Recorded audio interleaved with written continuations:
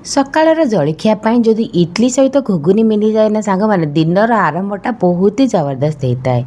ଆଉ ଇଡଲି ନର୍ମାଲ ଆମେ ବିରି ଚାଉଳର ହିଁ ବନେଇଥାନ୍ତି, କିନ୍ତୁ ଆଜି ମୁଁ ତିଆରି କରିଛି ରବା ଇଡଲି, ଯାହାକି ଖାଇବା ପାଇଁ ଯେମିତି ଟେଷ୍ଟି, ପାଟିରେ ପକାଇଲା ମାତ୍ରେ ମିଳିଯାଏ, ଆଉ ଧରିବା ପାଇଁ ମଧ୍ୟ ବହୁତ ହି ସଫ୍ଟ। ତ ଚାଲନ୍ତୁ ଆଜି ବନେଇବା ରବା ଇଡଲି। ତା ସହିତ ସେୟାର କରିଛି ଆମ ଓଡ଼ିଆମାନଙ୍କର ଅତି ପ୍ରିୟ ଘୁଗୁନି। ତ ଆଜି କେମିତି ମୁଁ ରବା ଇଡଲି ବନେଇଛି, ଭିଡ଼ିଓଟିକୁ ଦୟାକରି ଶେଷ ପର୍ଯ୍ୟନ୍ତ ଦେଖନ୍ତୁ। ରବା ଇଡଲିର ପ୍ରସ୍ତୁତି ପ୍ରଣାଳୀ। ଏବେ ବେଶୀ ଆଉ ଡେରି ନକରି ଚାଲନ୍ତୁ ପ୍ରସ୍ତୁତ କରିବା ରବା ଇଡଲି। ରବା ଇଡଲି ବନେଇବା ପାଇଁ ମୁଁ 1 କପ୍ର ବିରି ନେଇଯାଇଛି। ହ୍ୱାଇଟ୍ କଲର୍ ବିରି ବା ଚୋପା ଛଡ଼ା ବିରି ଯେଉଁ କୁହାଯାଏ, ତାକୁ ପରିଷ୍କାର ଭାବରେ 4ରୁ 5 ଥର ପୁରା ଧୋଇ ନେଇଛି, ଯେମିତିକି ଯାହା ବି ସବୁ ଅପରିଷ୍କାର ଜିନିଷ ଅଛି ସେ ଧୋଇ ହେଇ। ଯେତେବେଳେ ଆପଣ ବିରିକୁ ଧୋଇବେ ତାକୁ ହାତରେ ଏମିତି ଘଷି ଘଷିକି ଧୋଇବେ, ଯାହାଦ୍ୱାରା କି ବିରିର ସବୁ ଅପରିଷ୍କାର ଜିନିଷ ଥାଏ ସେ ଧୋଇ ହେଇଯିବ। ତ ଦେଖିପାରୁଥିବେ ତାକୁ ପୁରା ଏପଟେ ମୁଁ 4ରୁ 5 ଥର ପରିଷ୍କାର ଭାବରେ ଧୋଇ ନେଇଛି, ଆଉ ଯାହା ବି ସବୁ ଅପରିଷ୍କାର ଜିନିଷ ଥିଲା ସେସବୁ ପଳେଇଛି। ଏବେ ତାକୁ ନେଇ ଆସିଛି, ସେଥିରେ ଭଲ ପାଣି 1 କପ୍ର ଦେଇଛି, କଭର୍ କରିକି ତାକୁ 4ରୁ 5 ଘଣ୍ଟା ପାଇଁ ଭିଜିବା ପାଇଁ ଛାଡ଼ି ଦେଇଛି। 4ରୁ 5 ଘଣ୍ଟା ପରେ ଆପଣମାନଙ୍କୁ କଭର୍ ଖୋଲିକି ଦେଖାଉଛି। ଦେଖନ୍ତୁ ଆମର ବିରି ପୁରା ବତୁରି ଯାଇଛି। ଏପଟେ ଆପଣମାନଙ୍କ ହାତରେ ମଧ୍ୟ ମୁଁ ଦେଖାଉଛି କେତେ ସୁନ୍ଦର ଭାବରେ ବିରି ଆମର ବତୁରି ଯାଇଛି। ଏବେ ମୁଁ ଗୋଟେ ଗ୍ରାଇଣ୍ଡରର ଜାର୍ ନେଇକି ପଳେଇ ଆସିଛି। ଏବେ ଏଇ ଯେଉଁ ବିରିକୁ ନା, ତାକୁ ମୁଁ ତା ଭିତରେ ସବୁ ଦେଇଛି। ସବୁ ବିରିକୁ ଏବେ ମୁଁ ଗ୍ରାଇଣ୍ଡର ଜାର୍ ଦେଇସାରିଲା ପରେ ତାପରେ ସେଥିରେ ଅଳ୍ପ ଟିକେ ପାଣି ଦେଇଛି, ଯେମିତିକି ବିରି ଆମର ବାଟି ହେଇଯିବ। ତ କପ୍ରେ ଯଦି ଆପଣମାନଙ୍କୁ ମୁଁ କହିବି ତ ହାଫ୍ କପ୍ରୁ ଟିକେ କମ୍ ତାକୁ ଦେଇକି ପୁରା ବଢ଼ିଆ ସେ ଦେଖନ୍ତୁ ପୁରା ଫାଇନ୍ ପେଷ୍ଟ ବନେଇକି ନେଇ ଆସିଛି। ପୁରା ଚିକ୍କଣ ଭାବେ ତାକୁ ପୁରା ବାଟି ନେଇଛି ଏବଂ ତାକୁ ଗୋଟେ ଜାଗାକୁ ଏମିତି ଟ୍ରାନ୍ସଫର୍ କରି ନେଇଛି। ଏବେ ତାକୁ ଆମେ ଗୋଳେଇବା। ତ ଆପଣମାନେ ଚାହିଁଲେ ହାତରେ ତାକୁ ଗୋଳେଇ ପାରିବେ, କିନ୍ତୁ ମୁଁ ଏଠି ହ୍ୟାଣ୍ଡ ହୁଇସ୍କରର ୟୁଜ୍ କରିଛି। ହ୍ୟାଣ୍ଡ ହୁଇସ୍କରରେ ତାକୁ ପୁରା 5ରୁ 10 ମିନିଟ୍ ପୁରା ଏମିତି ବଢ଼ିଆ ସେ ଗୋଳେଇ ନେଇଛି, ଯେମିତିକି ବିରି ଆମର ଭଲସେ ଗୋଳେଇ ହେଇଯିବ। ଆଉ ବିରି ଯଦି ଆପଣମାନଙ୍କର ଭଲସେ ଫେଣ୍ଟି ହେବ ବା ଗୋଳେଇ ହେବ, ଦେଖିବେ ଆପଣଙ୍କର ବିରିଟି ମଧ୍ୟ ବହୁତ ହି ହ୍ୱାଇଟ୍ ହେଇଯିବ। ଆଉ ଇଡଲି ଯେହେତୁ ବନାଉଛନ୍ତି ତ ନିହାତି ଭାବରେ ଟିକେ ସମୟ ତାକୁ କେମିତି ଗୋଳେଇବେ, ଯାହାଦ୍ୱାରା କି ଆମର ବିରି ବହୁତ ସଫ୍ଟ ବନିବ, ବହୁତ ନରମ ବନିବ, ଯେମିତି କୁହନ୍ତି କି ତୁଲତୁଲିଆ ମଧ୍ୟ ବନିବ। ଏପଟେ ବିରିକୁ ଗୋଳେଇବାର ମୋର 10 ମିନିଟ୍ ହୋଇଗଲାଣି। ଆଉ ବିରିରେ ଦେଖନ୍ତୁ ବଢ଼ିଆ ସେ ଗୋଟେ ଫେଣ ବାହାରି ଯାଇଛି, ଆଉ ବିରି ମୋର ପୁରା ହ୍ୱାଇଟ୍ ହେଇଯାଇଛି। ଏବେ ମୁଁ ହ୍ୟାଣ୍ଡ ହୁଇସ୍କରକୁ ସାଇଡ଼୍ କରିଦେବି। ଏବେ ସେଥିରେ ପକାଇବି ରବା। ଏବେ ଆପଣମାନଙ୍କୁ ମୁଁ ୟାର ମେଜରମେଣ୍ଟ କହିଦେଉଛି। ଆପଣମାନେ ଯେତିକି ବିରି ନେଉଛନ୍ତି ତା'ର ଡବଲ୍ ନେବେ ରବା। ତ ସପୋଜ୍ ମୁଁ ନେଇଛି 1 କପ୍ର ବିରି, ତ ମୁଁ ସେଥିରେ ଆଡ଼୍ କରିବି 2 କପ୍ର ରବା। ତ ମୁଁ ଏଠି 2 କପ୍ର ରବା ଜାଗାରେ 2 କପ୍ ଆଉ ଅଳ୍ପ ଟିକେ ନେଇଯାଇଛି ରବା, ମାନେ 2.5 କପ୍ରୁ ଟିକେ କମ୍ ମୁଁ ରବା ଏଠି ୟୁଜ୍ କରିଛି 1 କପ୍ ବିରି ପାଇଁ। ଏବେ ତାକୁ ବଢ଼ିଆ ସେ ପୁରା ହାତରେ ଗୋଳେଇ ନେବି, କିନ୍ତୁ ଏହାର ସଠିକ୍ ମେଜରମେଣ୍ଟ ଯଦି କହିବି 1 କପ୍ରେ 2 କପ୍ ରବା, କିନ୍ତୁ ମୋର 2 କପ୍ରୁ ଆଉ ଟିକେ ଅଧିକା ମୋର ହେଇଯାଉଛି। ମୁଁ କଲିଣି 4ରୁ 5 ଥର, ମୋର ବିଲକୁଲ ପରଫେକ୍ଟ ହେଉଛି। ତ ତାକୁ ପୁରା ବଢ଼ିଆ ସେ ଦେଖନ୍ତୁ ରବା ଦେଇସାରିଲା ପରେ, ଯେହେତୁ ଜାଗାଟି ମୋର ଛୋଟ ପଡ଼ିଗଲା, ମୁଁ ତାକୁ ଆଉ ଗୋଟେ ଜାଗାକୁ ଟ୍ରାନ୍ସଫର୍ କରିକି ତାକୁ ପୁରା ବଢ଼ିଆ ସେ ଗୋଳେଇ ନେଉଛି ଏବେ ହାତରେ, ଯେମିତିକି ରବା ବିରି ସବୁ ପରସ୍ପର ସହିତ ଭଲସେ ମିଶିଯିବ। ତ ତାକୁ ପୁରା ବଢ଼ିଆ ସେ ମିଶାଇବେ, ଯେମିତିକି ସବୁ ଜିନିଷ ପରସ୍ପର ସହିତ ଭଲସେ ପୁରା ମିଶିଯିବ। ତ ଦେଖିପାରୁଥିବେ ମୁଁ ତାକୁ କଣ୍ଟିନ୍ୟୁଅସଲି ପୁରା ଏମିତି ଗୋଳେଇ ନେଉଛି। ଏବେ ମୋର ବିରି ଗୋଳା ପୁରା ସରିଗଲା।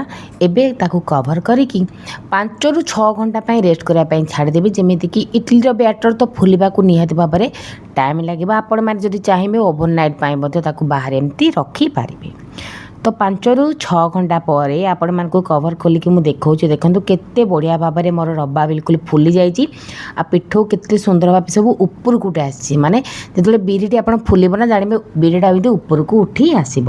ତ ଦେଖିପାରୁଥିବେ ମୋର ବଢ଼ିଆ ସେ କେତେ ସୁନ୍ଦର ଭାବରେ ଫୁଲି ଯାଇଛି। ଏବେ ମୋର ଯେତିକି ଦରକାର, ମାନେ ମୋତେ ଯେତିକି ଆମାଉଣ୍ଟର ଦରକାର ପିଠଉ, ମୁଁ ସେତିକି ଆମାଉଣ୍ଟର ପିଠଉ ଆଉ ଗୋଟେ ଜାଗାକୁ ଟ୍ରାନ୍ସଫର୍ କରିନେଇଛି। କାରଣ ଏତେ ସାରା ତ ଇଟିଲି ମୁଁ ବନେଇବି ନା, ତ ମୁଁ ଯେତିକି ବନେଇବି ସେତିକି ପାଇଁ ମୁଁ ପିଠଉ ଆଉ ଗୋଟେ ଜାଗାକୁ କାଢ଼ି ନେଇଛି। ତ ନେଇସାରିଲା ପରେ ସେଥିରେ ସ୍ୱାଦ ଅନୁସାରେ ଲୁଣ ପକାଇକି ତାକୁ ବଢ଼ିଆ ସେ ଦେଖନ୍ତୁ ପୁରା ମିଶାଇ ନେଉଛି। ଆଉ ଯେହେତୁ ପିଠଉଟା ବହୁତ ମାନେ ଟାଣ ଥିଲା, ତ ସେଥିରେ ମୁଁ ଆଉ ହାଫ୍ କପ୍ରୁ ଟିକେ କମ୍ ପାଣି ଆଡ଼୍ କରିଛି। ପାଣି ଆଡ଼୍ କରିସାରିଲା ପରେ ତାକୁ ଦେଖନ୍ତୁ ପୁରା ଭଲସେ ମିକ୍ସ କରି ନେଉଛି। तो ये आमर भल सी मिक्स हो गला ताकू मु साइड करके रखिनेली जेहेतु इडली आज बनवा तो सेपटे मु इडली सांच को लेकिन पलि आसी सेपटे मु इडली जो आम जो पात्र बनवा से पानी गरम करने छाड़ी देती एपटे स्टांड को लेकिन पलि आसी एवं स्टांड रे मु टिके तेल ग्रीस करने जमीक आम इडली जो आम माने काढ़ा आमर बढ़िया से काढ़ी सब इडली स्टांड गुड़ाक तेल ग्रीस करके रखीदेली एबे इडली बैटर नहीं आसिक एमती दे दूची इडली स्टांड रे तो बनवा बहुत ही सहज जदि एपर्यंत आपण रवा इडली बने ना तो निहाती भाव में थोड़े ट्राए करते सांग मैंने आपण मैंने चाउल इडली खाइबा भूली जिबे माने बीरी चाउल इडली खाइबा भूली जिबे माने रवा इडली एते टेस्टी लागे जेबेटी मु रवा इडली बनई ना मु तो सब बेले रवा इडली फैन हो जाइए मुझे आउ चाउल इडली प्रस्तुत करूनी थरे रवा इडली निहाती भाव में ट्राए करूँ एपटे देखिपारे इडली स्टांड गुड़ाक इडली बैटर को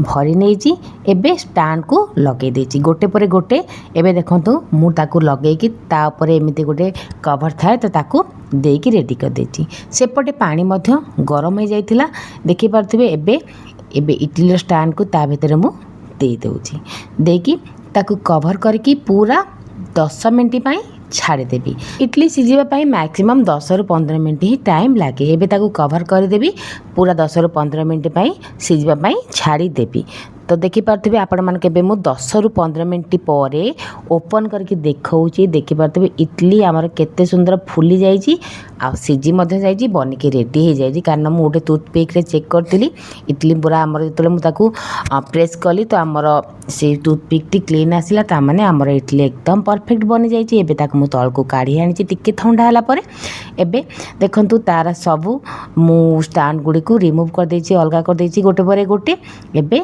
सेथिरु मु गोटे पर गोटे इडली एबे काढ़ी आपण मानकु देखो केते इजिली आमर काढ़ी हो जाए तो देखिपारे किछि नाई आपण हाथ रे ताकू प्रेस करते देखिपारे इडली आमर केते भाव में बाहरी जीव माने केते भल्ल भाव में बाहरी जीव आ किछि भी एफर्ट लगे को पड़बनी तो गोटे पर गोटे एमती मु इडली सब काढ़ी नेली जहाँकि बहुत ही काढ़ा को इजी थिला गोटे पर गोटे ताके एमती प्लेट रे सजेई नेली तो सांग माने निहाती भाव में मते कमेंट सेक्शन में जणेबे ए रवा इडली प्रस्तुति प्रणाली आपण मानकु किपरि लागिला आ निहाती भाव में थरे मात्र थरे ए इडली को बने के निज घरे खातु आउ आमर इडली हम आ सहित मटर तरकारी बा घुगनी हेनी एटा कौन पॉसिबल ता सहित मु सर्व करती आलू मटर तरकारी बा आमर अति प्रिय घुगुनी इडली सहित घुगुनी किए सब खाइबा को भल पाती कमेंट सेक्शन में जनापी अनुरोध तो आमर तो आज ब्रेकफास्ट थिला इडली सहित घुगुनी जहाँकि बहुत ही टेस्टी थिला आम घरे समस्त को बहुत ही पसंद आसिला तो निहाती भाव रेसिपीटी को थरे बनातु किपर लगला निजर मतामत मत कमेंट रे शेयर